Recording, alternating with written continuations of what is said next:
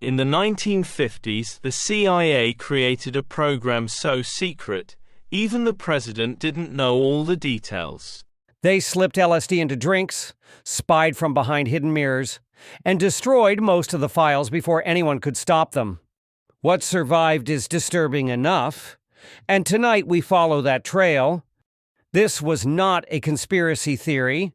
MKUltra was funded, staffed, and logged in government budgets. Its mission? To weaponize the human mind before America's enemies could. The Cold War had created a climate of paranoia.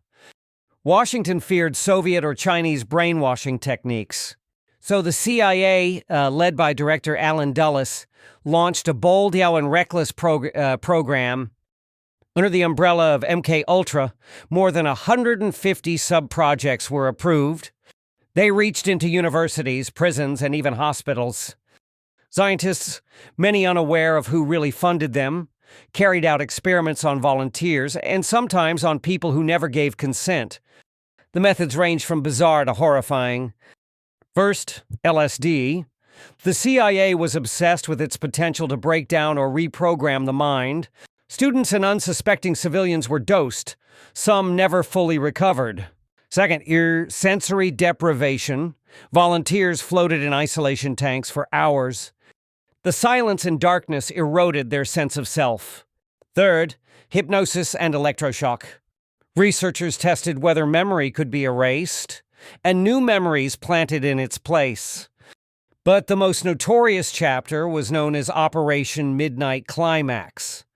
In the mid-1950s, the CIA set up safe houses disguised as brothels in San Francisco and New York.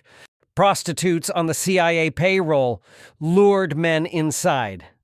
Behind one-way mirrors, agents filmed every moment as their targets were secretly dosed with LSD. The goal was to study sexual blackmail, control, and how truth could be extracted. Every breakdown, every panic, every hallucination was logged. Human suffering turned into raw data. By the early 1970s, rumors began leaking. But before investigators could act, CIA Director Richard Helms ordered the destruction of nearly all MKUltra files.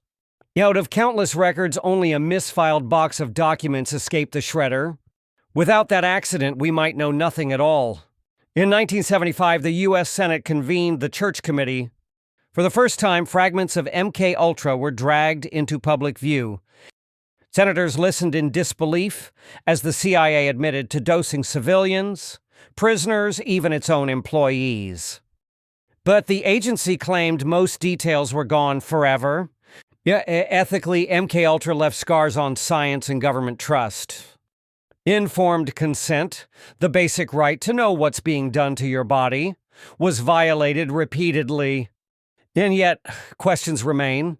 If this much horror survived in the fragments, what else was lost with the destroyed files?